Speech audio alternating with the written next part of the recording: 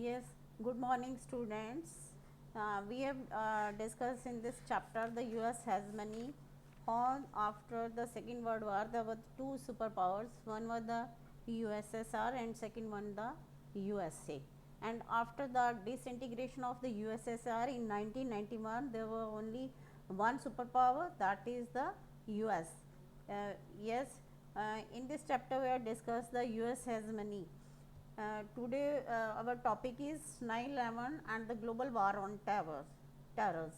On 11th September 2001, 11th September 2001, 19 hijackers hailing from a number of Arab countries and took control of four American commercial aircraft, and shortly after takeoff and flew them in some important buildings in the USA.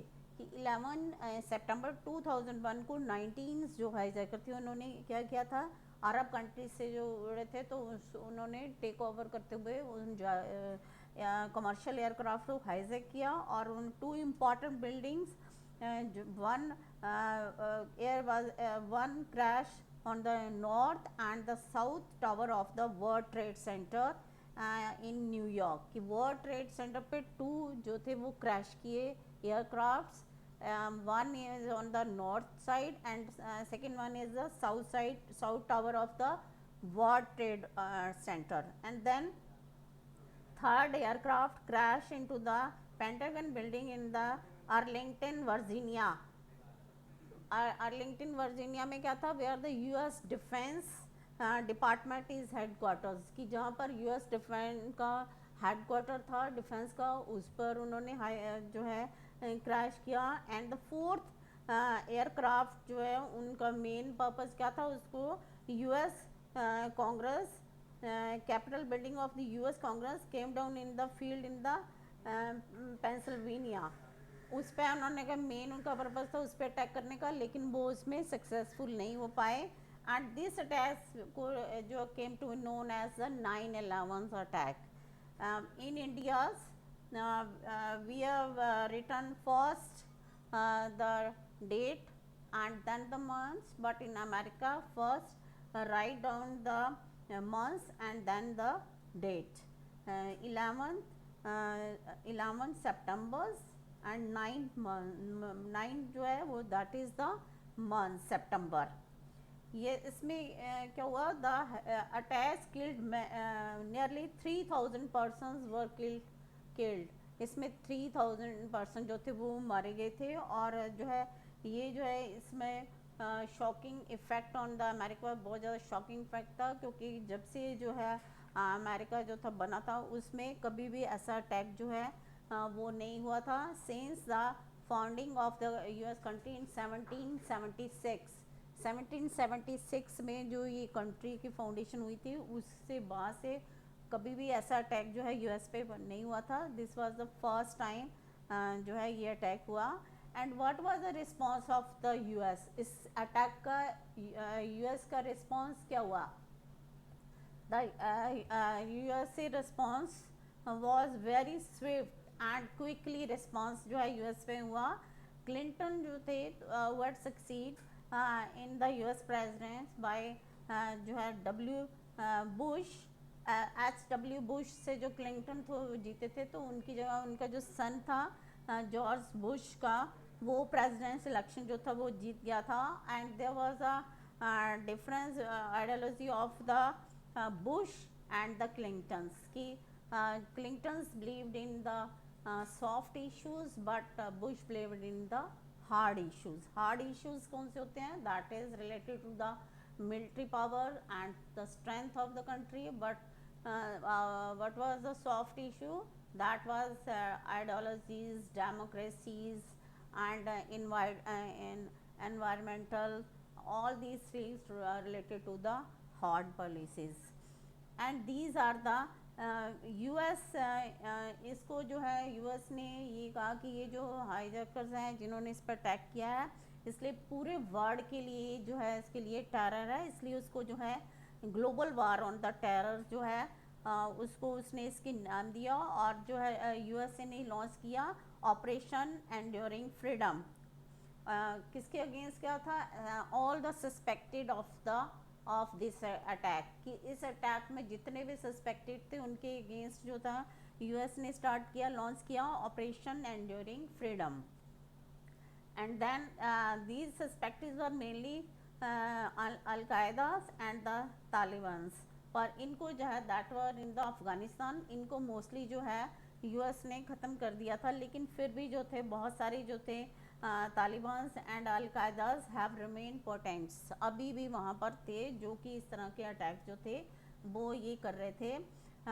इसलिए जो है US forces made arrest all over the world, कि US forces जो थी उसने arrest किया all over the world, जहाँ पर भी उनको सस्पेक्टेड लगता था वहाँ पर ही उन्होंने ये अटैक किया.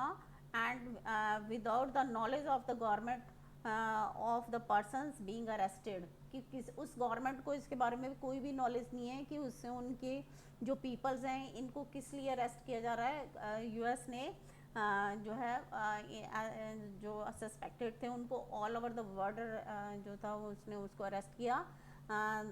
That is also the example of the US has monies. And also these persons all around the different countries and detained them in the secret prisons, और उनको एक secret जो prisons था जेलों में बंद कर दिया जिसके बारे में किसी को भी कोई knowledge नहीं थी. And some of them brought to the Guantanamo Bay, US naval base in the Cuba में, जो है गुआंटानामो जो है जो बेस था, जो जेल थी उसमें उन्होंने बंद किया. और वहाँ पर आज भी ये जो है इसमें जो है जहाँ पर कि प्रिजनर को कोई भी राइट्स नहीं दिया गया था, ना कि इंटरनेशनल लॉज का the production of international law कोई नहीं उनको दी गई थी, और ना ही the law of their own country and और दैट ऑफ द यूएस, कि इसमें जो था उनको without only for the suspected base पे इनको अरेस्ट किया गया था, जहाँ पर कि उनको कुछ भी, जहाँ पर प्रिजनर्स को कोई भी protection of the international law की and protection of the their countries and the protection of the US कोई भी जो है उनको नहीं गया था.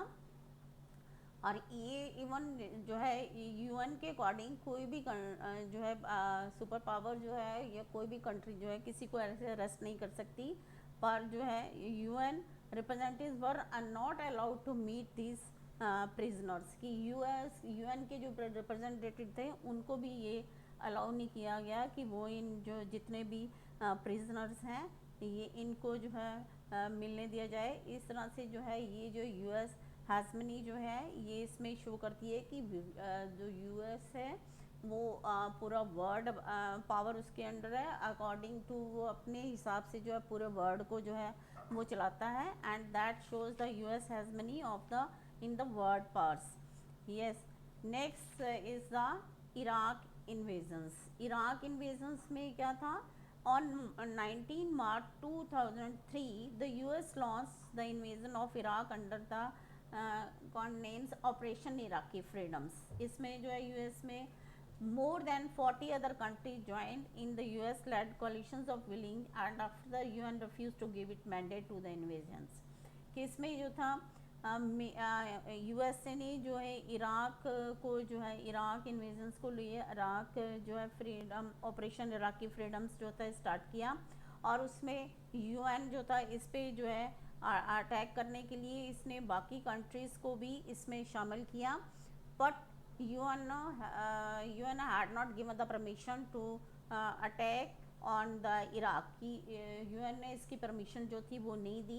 बट US से जो था उसने बहुत सारी 40 अदर कंट्रीज़ को अपने में इसमें ज्वाइन किया, और इसके लिए जो है उन्होंने इन पे जो है अटैक करने को कहा. What was the reason behind that, कि क्या रीज़न बताया था, दैट वाज द रीज़न कि उस पे पास जो वेपन्स जो mass destructions weapons of the mass destruction जो है डेवलप कर रहा है ये इराक, कि इसके लिए जो है उन्होंने उसको अटैक करने को कहा. बट जब ये अटैक हुआ तो उसमें क्या पाया गया, no evidence of the WMD has been earth in the Iraq, कि कोई भी एविडेंस इसमें नहीं पाएगा. देयर वाज नो एविडेंस, कि इसमें क्या था, ये यूएसए की सबसे बड़ी चाल थी.